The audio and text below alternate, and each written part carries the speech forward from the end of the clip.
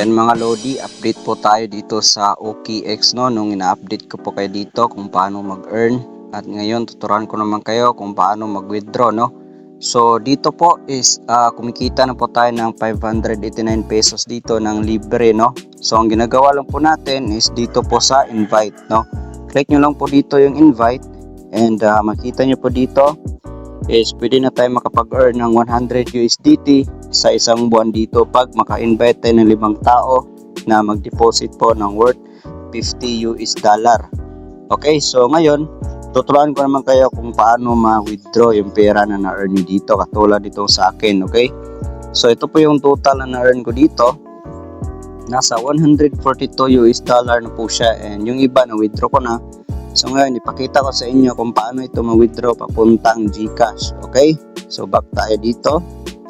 And unang gagawin natin, make it sure na yung pera nyo para makapag P2P tayo is nasa funding po Click nyo lang po itong asset dito.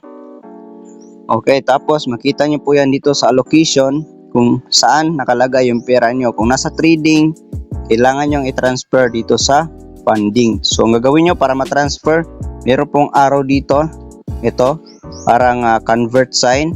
Pagka-click nyo nyan is meron pong nakalagay na transfer. Ayan, so i-transfer nyo lang po dito from trading to funding. So kailangan nating malipat sa funding yung pera natin para po makapag P2P po tayo So ngayon balik tayo dito sa ating account. Punta tayo dito sa homepage. Ito, click natin itong OKX. Ayan, tapos tap natin itong P2P trading. Ayan, and after that, ito yung makikita ninyo. Pag nakabuy po itong option na to, since magbibenta po tayo, i-click natin itong sell. Okay, so after natin maklik yung sell, so dito tayo sa payment method. Meron pong arrow down yan. Okay, ito po siya, payment methods, Click natin yung arrow down na yan, tapos pipiliin natin yung GCash. Okay, since sa GCash natin siya ita-transfer. Okay, ayan. And nga pala, bago natin ma-click yung payment method, so kailangan nyo munang i-add dito ang inyong GCash account. So paano mag-add? So simple lang, click mo lang tong profile dito. Ayan, dito, click natin yan. And after nyo maklik yung profile, scroll down po kayo, hanapin nyo lang po itong payment. Okay, and then click nyo lang po yung payment. And ayan, meron pong nakalagay na dito. So ito po mga GCash account ko, na-add ko na po dyan. And click nyo lang po itong plus sign dito sa itaas, dito sa right side. Tapos dito yung currency nya, naka PHP na po siya, automatic. Tapos sa payment method, marami po dyang option. Okay, so since GCash yung gagamitin natin, i-click natin itong GCash. Okay, click natin yan. And then automatic na po nakalagay yung pangalan, so hindi na po siya pwedeng palitan And dito sa phone number, dito nyo po ilagay yung phone number ng inyong GCash account. And after nyo malagay dyan, pwede na tayong mag P2P. Okay, balik tayo dito sa P2P. Ayan, so dito tayo sa sell sa payment method. Unang step, payment method, select yung GCash. And after that, sa amount po tayo para ma-filter na natin kung sino yung available na seller dito na nagbibenta sa small amount. Okay, amount, type natin dyan 10 USDT, enter natin.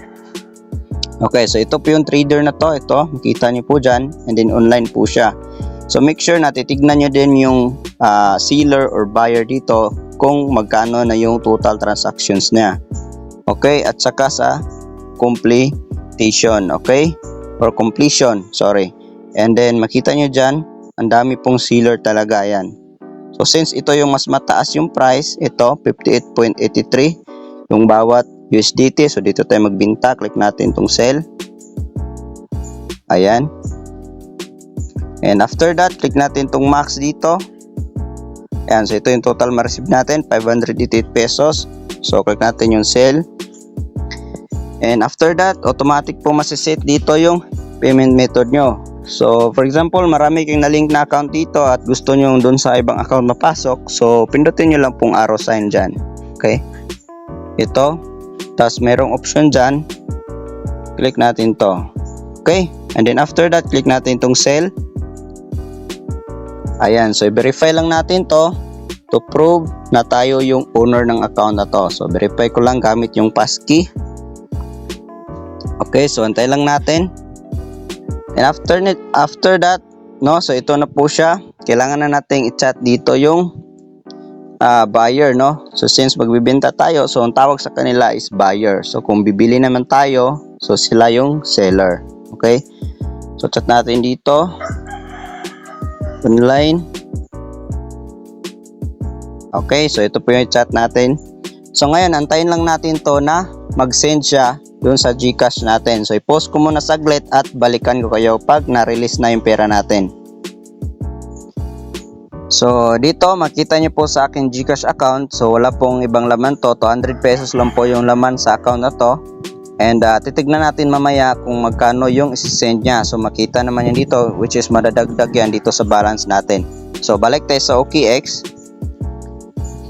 Okay. So ito po siya, hindi pa siya nag-reply. So ayan, sending na po siya. So chat natin, thank you.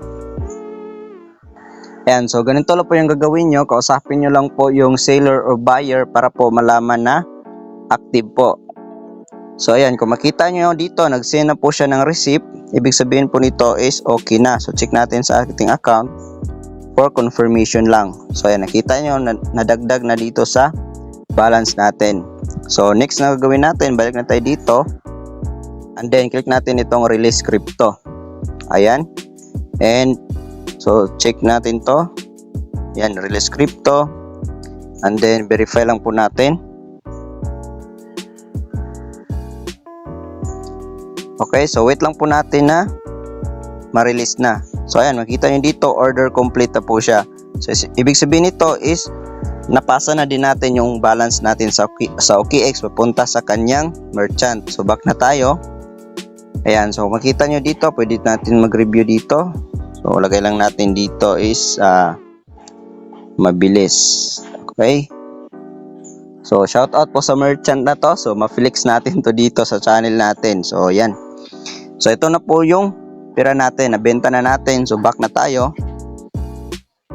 Okay, check natin dito. Ayan, so makita nyo dito sa balance natin is nawala na po yung pera natin dito or yung pinaka-balance natin dito sa ating OKX account.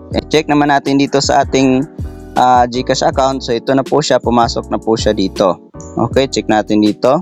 Okay, so ito po siya, 1 minute. Ayan, 588 pesos po yung sinesend niya. So ganun lang po ka-TV na kung paano po mag-buy and sell dito po sa OKX, no? So sana nasundan nyo po ito, and meron pa rin po akong ibang tutorial kung paano yon, pwede nyo pong panuorin. Ilalagay ko lang po yung link ng video dyan po sa ating description at sa pin comments natin. And sa gusto pong mag-try nitong OKX, nandyan lang po yung link din sa ating description at sa pinned comments ng video natin. Okay, malay nyo makakuha rin kayo ng libreng pera dito. So yun lang po. Maraming salamat sa inyong panood, and God bless, and see you in my next video. Peace out.